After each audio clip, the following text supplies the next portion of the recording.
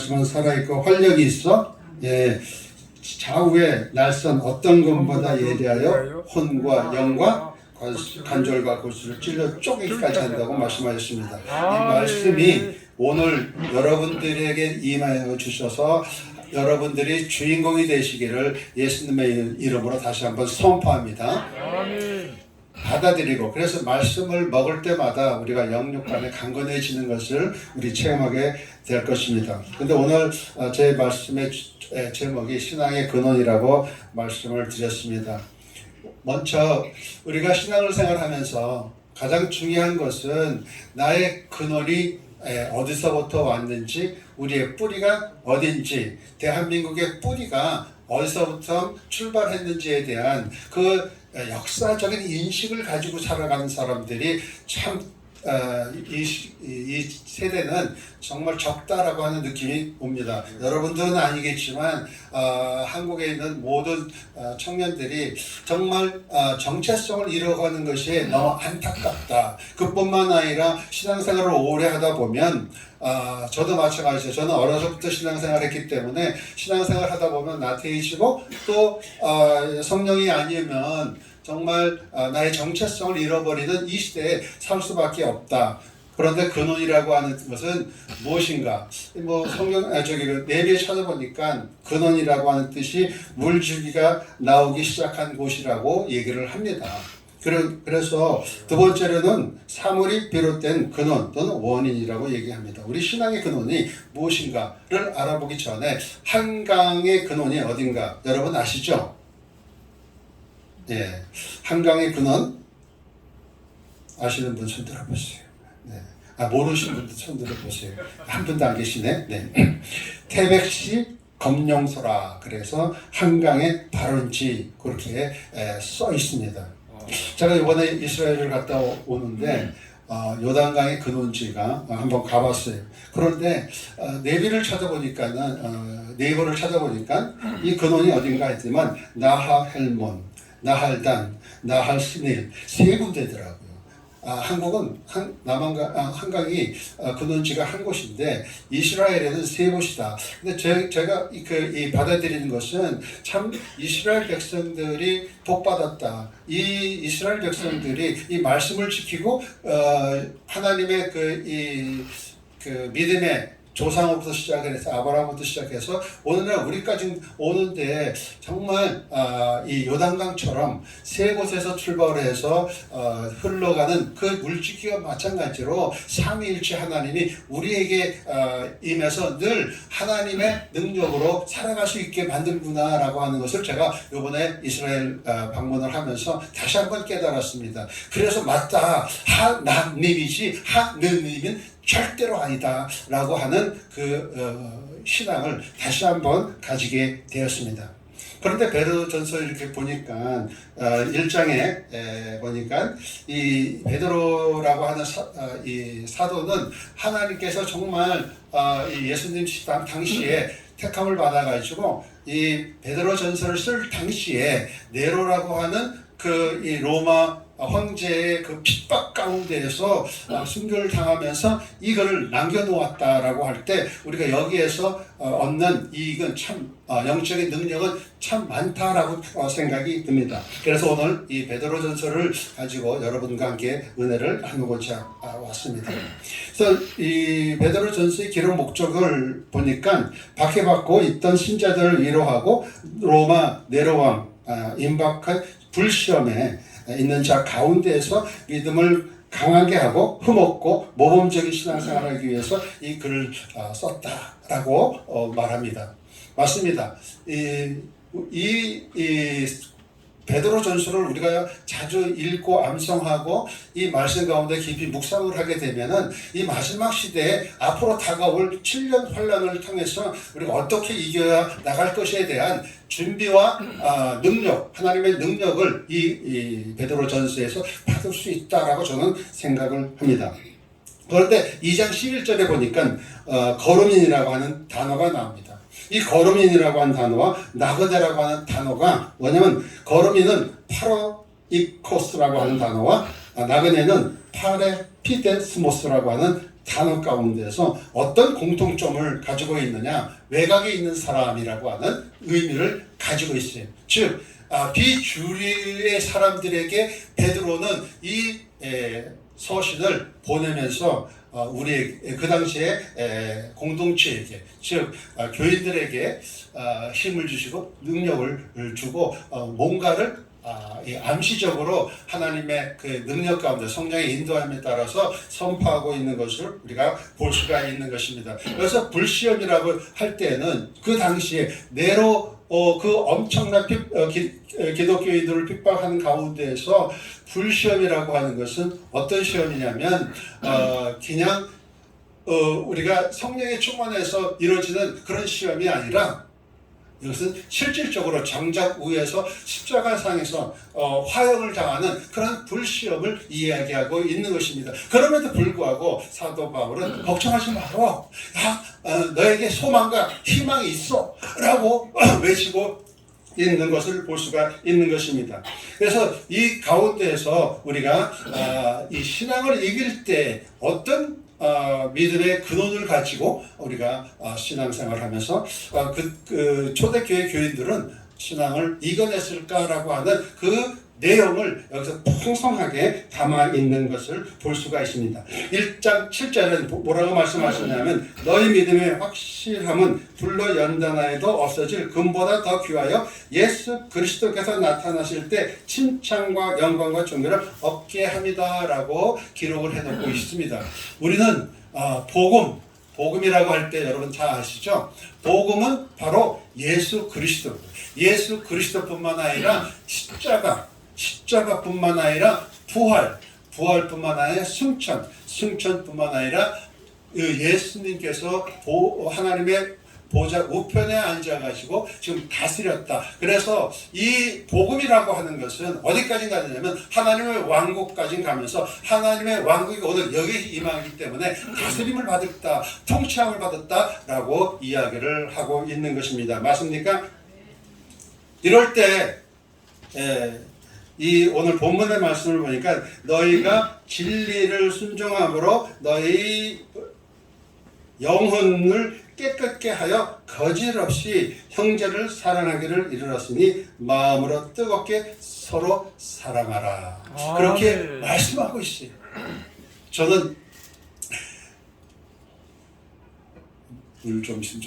저는 그 중국 선교사로서 오랫동안 이 하나님의 택함을 받고 1982년부터 하나님께서 저에게 꿈을 주시고 중국과 북한을 선교해야 되겠다고 마음을 먹고 처음서부터 1986년도에 모두이돌 선교라고 하는 그 분을 만나가 이사 목사님을 만나서 성경을 북한에 밀수하기 시작을 했어요. 그래서 91년도까지 감사합니다.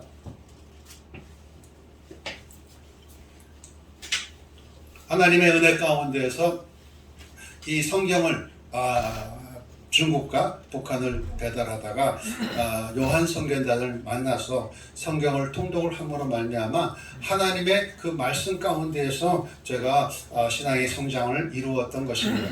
그럼에도 불구하고 늘 마음 가운데에서 무엇을 해야 하나님을 기쁘게 할까라고 하는 그 기도 제목 가지고 저는 평생 살아왔습니다.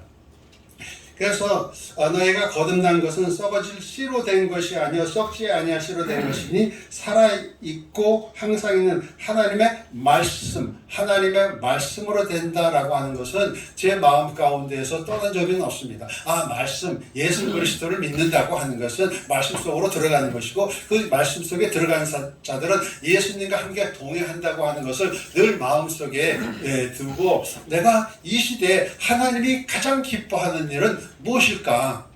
그래서 이 성경 말씀을 배달하는 그런 일을 제가 참가했던 것입니다. 다른 뜻은 별로 없었어요. 근데 이 말씀을 배달하다가 보니까 하나님의 놀라운 역사를 체험하게 되고 성령의 역사를 체험하게 되고, 말씀을 가지고 성경의 말씀을, 이 귀한 말씀을 갖다가 그 당시에는 중국에서는 이 성경이 거의 없었던 시대에 제가 시작을 했던 것입니다. 그런데 그 말씀을 갖다 준다고 하는 것 자체가 엄청난 변화를 일으키고 있는 것을 제가 보았습니다. 1986년도에 제가 중국에 들어가니까는 이 그 모래가 바람이 불어서 휙 하면 한 군데 쌓이는 것처럼 그 중국의 그 개방 82년도부터 개방하기 시작을 해가지고요, 문화혁명이 끝난 다음에 그 성도들이 모이는 그 수가 기하급수적으로 늘어가는, 그래서 아무리 성경을 몇 천 권, 몇만 권을 갖다 주더라도 그들의 영적인 갈급함을 제가 느꼈기 때문에 또 갈 수가 다시 가기 왜냐하면 제가 사업을 하고 있었기 때문에 다시 간다고 하는 것은 엄청난 저희 생활 가운데 출혈이 있었던 것은, 그럼에도 불구하고 몇 달이 지나다 보면은 너무 답답해서 다시 안 갈 수밖에 갈 수밖에 없는 그런 사양으로 하나님이 몰아가시는 것을 제가 체험을 했던 것입니다. 그렇게 해서 오랫동안 지속을 하다가 하나님의 특강을 받아가지고 아까 제가 말씀을 드린 것처럼 목사 안수 받자마자 1998년도죠. 우리 박정문 목사님이 전화를 걸어서 아니 빨리 나오라고 전화를 받았어요. 아니 왜요? 난 여기서 좀 목회하려고 지금 저기 이 부목사로 지금 찾고 있는데 왜요? 빨리 나오라고. 빨리 나오라고. 아니 북한에 굶어 죽는 사람들이 너무 많은데, 한국에 이 IMF를 통해서 노숙자가 너무 많아가지고 그들을 위해서 당신이 오늘 부름을 받았다고 막 그러시더라고요. 그래서 마음 가운데 불이 다시 떨어져가지고요, 그분과 함께 요한선교단을 제가 섬기기 시작을 했던 것입니다.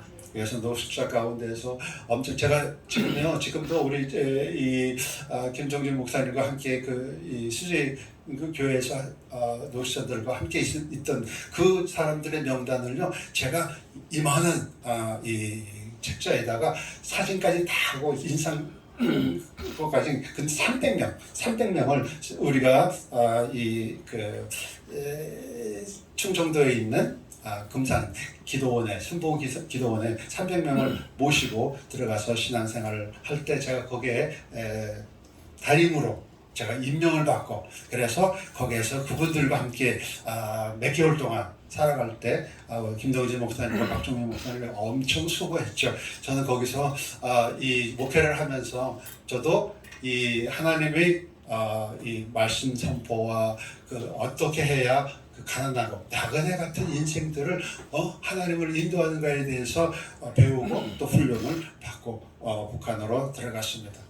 오직 북한에 들어갈 때도 마찬가지로 저는 이 복음의 말씀을 어떻게 가난한 심령들에게 전해서 하나님이 기뻐하시는 일들을 그들이 행함으로 말미암아 복 받고 이 세상 살아가는데, 정말 이 재물보다 이 말씀을 더 사모해서 그들의 영이 풍성함으로 말미암아 하나님과의 같이 동행을 하면서 에녹처럼 죽음을 맛보지 않고 천국 갈 수 있는 그러한 길을 예배하고 열어주려고 했던 그러한 제 모습을 발견하게 되었습니다.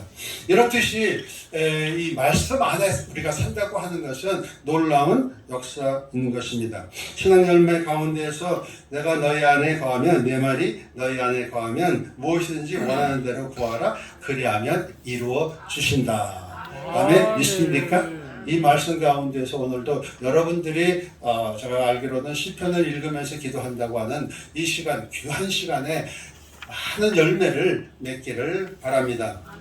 그래서 우리가 본문에 보니까 모든 육체는 풀과 같고 그 모든 영광은 풀의 꽃과 같으니 풀은 마르고 꽃은 떨어지되. 참 이 말씀에 제가 은혜를 많이 받아요 요새. 할렐루야. 네. 오랫동안 살다 보니까 북한에서 7개월 동안 억류되면서 그 엄청난 죽음의 문 앞에까지 갔는데, 북한 안에서 복음을 전하다가 저는 하는 역사 가운데 만약에 제가 북한에서 중국 선교사로 일하는 것에 대해서는 잘 이야기를 안 합니다. 왜냐하면 그 일들은 하나님이 행하셨지 제가 하지는 않았던 것이기 때문에 그 이야기를 한다고 하면 참 부끄러운 일밖에 이야기할 수밖에 없습니다. 그럼에도 불구하고 하나님 역사 가운데서 이 7개월 동안 이 북한에서 억류되면서 한 가지 사건은 잊어버리지 못해요. 한 가지 사건을 잊어버리지 못했던 것은 제가 전한 이 탈북자 가운데서 김정남 사무실에서 있었던 장군이 그가 이 자기 총대를 메고 어떤 일인지 모르겠지만 마약 관계인 것 같아서 그가 한 것이 아닌데 자기가 총대를 메고 그 이 장군 부부가 시베리아로 자천된 그 시베리아로 자천된 사람이 명숙이라고 최명숙 그분이 이 저희들에게 찾아와서 도움을 요청하는 날이 바로 이 수요일 날이었었는데 수요일 날 제가 어느 지역에 가서 설교를 하게 되었었는데 그날 마침 그 자매님이 그곳에 와서 첫날 너 평양에서 살다 보니까 풍요롭게 삶을 사는데 갑자기 자천돼서 이 시베리아 쪽에 오니까 먹을 것도 없죠. 거처하는데도 불편하죠. 모든 것이 불편하니까 우리 친척한테 가서 도움을 요청하자라고 하고 이 중국을 강을 넘어왔는데 마침 그 친척이 그 당시에는 중국에 있는 이 분들이 한국에 일하러 많은 사람들이 왔어요. 근데 불행하게도 그 친척이 그 찾던 친척이 한국으로 일하러 갔기 때문에 그것에 없었어요. 그러니까는 도움을 받을 데가 없이 오갈 데 없었는데 옆집에 있는 사람이 교회 가봐. 교회에서 뭐 도와주는 그런 일들을 요새 하더라고. 그래서 그분이 도움을 요청하기 위해서 찾아온 그날 제가 설교했던 그 시간이었어요. 하나님의 시간표는요 정확해요. 그래서 그분이 저하고 만남을 통해서 엄청난 하나님의 역사가 일어나기 시작을 하면서 그분이 저희 도움을 받고 한 3개월간 이 성경 공부를 하고 말씀을 받는데요. 다른 분들을 제가 정죄하는 것이 아니라 다른 탈북자들과 평야에서 있었던 이 분들이 지적으로 조금 달라가지고 3개월 동안 성경을 공부를 하는데 다른 사람 1년 동안 공부할 것을 다 끝내버리는 그러한 하나님의 역사. 그래서 왜 그런가 가만히 생각을 해보니까는 북한 안에 그 모든 사회의 구조가 성경대로 되어 있어요. 그런데 그 하나님을 빼고 김일성을 집어넣기 때문에 모든 구조는 북한의 모든 구조는 평양의 모든 구조는 성경 안에서 이루어진 거예요. 그러니까는 이분이 김일성을 빼고 하나님을 집어넣으니까 이 성경 말씀을 완전히 3개월 동안 알게 되고 그리고 그 말씀대로 그대로 마태복음 5장에 있는 말씀대로 그대로 순종하는 거예요. 그래서 거기에 세 군데의 이 지하교회가 형성되고 그 주변에 있는 사람들이 우리 오가면서 그 한 여성을 양육을 하니까 그때 그 지역의 모든 사람이 그 여성을 보고 최명수 보고 천사가 내려왔다. 천사가 내려왔다. 왜? 시kit대로 우리가 가서 얼마나 주든 얼마큼 많이 물건을 싹 주든 그걸 가지고 다 나눠야 된다. 이웃을 내 몸같이 사랑해야 된다라고 말씀을 마음판에 그대로 행하는 것을 보면 엄청나게 저도 감동을 받았어요. 그 여성이 잡히고 그분이 먼저 순교하는 바람에 저도 역시 잡혀서 순교하는 역사가 일어나게 됩니다. 그런데 7개월 동안 고문을 당하면서 조서를 받을 때 한마디 당신은 간첩이야. 우리가 하기 싫어하고 우리가 하지 말라 하는 건 당신이 했기 때문에 당신은 사형이야 라고 이야기를 하더라고요. 그러고 나서 한마디 네가 성경을 보냈기 때문에 우리나라가 지각변동이 일어났다라고 하는 말씀에 저는 다른 걸 모르겠어요. 그거에 이 머릿속에 꽉 박혀서 하나님의 말씀 복음이 들어가는 곳마다 지각변동이 일어나는구나. 아멘. 할렐루야. 아멘. 그걸 느끼지 못하면 하나님의 말씀 가운데 우리가 깊이 묵상하면서 들어가는 것이 아니다 라는 그것을 그때 깨달았어요. 그러고 나서 굉장히 너를 어떻게 철회해야 될지 아주 고민스럽다. 미국 놈이기 때문에, 저는 미국 사람이기 때문에 미국 사람들을 실상 죽이기가 좀 그런가 봐요. 그럼에도 불구하고 김정은이가 이번만은 김정일한테 사정을 한 거예요. 하나님, 아버지, 이 사람을 죽음으로 몰아가지고 본때를 보여주십시다 라고 하는 것은 나중에 제가 그런 이야기를 듣습니다. 그래서 어쩐지 저를 다루는 게 좀 달라요. 옛날에 들었던 미국 사람들을 다루었던 그 얘기와 저를 다루었던 얘기가 달라요. 첫 번째 물어보는 얘기가 너 간첩이기 때문에 이제 목사 시험을 보아야 된대요. 목사 시험을 제가 거기서 또 봤어요. 7국기 10가지 재앙. 네, 여러분들 목사님들 10가지 재앙 다 암송하시죠? 네.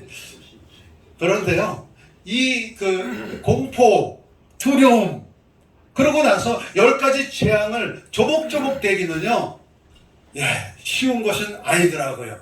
그래서 그럼에도 불구하고 하나님께서 저를 엄청난 사랑하셨나 봐요. 저를 위해서 미국 정부가 33만 톤의 쌀을 지불하고 저를 빼냈습니다. 그런데 저를요 엄청나게 회유하고자 했던 평양에 있는 한 조사관이 있었습니다. 저는 그 친구를 잊어버릴 수가 없어요. 당신이 믿는 다른 목사들은 평양에 와서 애국을 하는데 당신은 목사로서 자격이 없다는 것이에요. 다른 복음을 믿는데요. 다른 복음을 믿는데요. 당신이 믿는 복음이 뭐요? 라고 질문을 하더라고요. 근데 이 사람이 나를 사형시키기 근거가 부족해서 뭔가 저에게 협박과 압박을 통해서 사형을 시키려고 하나? 하고 두려움이 잠깐 왔는데 그때는요 두려움이라는 게 4개월 동안은 라진에서 고문당할 때는 너무 두려웠는데 3개월 동안 평양에 있을 때는요 너무나 여러분들이요 느끼기 어려울 정도로 저는 화려에 찬 얼굴, 기쁨이 넘쳤습니다. 왜? 곧 천국 가니까. 곧 왜냐하면 바깥에서는 사형대가 있죠. 관을 넣죠.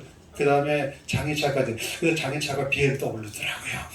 BMW. 그래서 장애차 BMW 제가 죽고 나서 실려서 미국으로 가는구나. 그 정도로. 그런데도 불구하고 마음에 기쁨이 넘쳤어요. 그런데 그 친구가 복음이 뭐냐 그러니까는 얘기를 해줘야 되잖아요. 20분 동안 복음. 나는 이 북한을 사랑합니다. 왜? 하나님이 저를 사랑하고 내 죄를 하나님께서 사해줬기 때문에 저는 기독교인뿐만 아니라 하나님의 자녀로서 저 살아가는데 너무 기쁨. 그래서 나는 당신네들을 사랑하기 위해서 이 성경의 말씀 안에 있는 예수 그리스도를 증거하기 위해서 예수 그리스도는 인류의 죄를 담당하셨기 때문에 이 예수만이 복음의 근원이고 이 예수만 믿으면 영생을 얻을 수 있습니다. 우리의 삶은 잠깐입니다. 죽고 난 다음에 사람은 한 번 죽으면 정원이 있죠. 죽고 이후에는 심판이 따르기 때문에 예수 믿는 자는 천국이요. 예수 믿지 않는 사람은 지옥이라고. 그때 복음을 전하는데요. 성령이 임해서 엄청난 이 안에 제가 불이 나간 것 같아요. 저는 그것을 그때 느껴보고 지금 느껴보죠. 처음이자 마지막인 것 같아요. 그런데 이 친구가요. 저를 회유하고 얼마나 북한이 살기가 좋고 이 김일성 장군의 이런 주체 사상이 얼마나 좋은가요? 저를 회유하려고 하다가 이 사람이 잘 끌려오는 것 같습니다. 아시죠? 복음을 전하면 어느 사람은 침을 탁 뱉고 가요.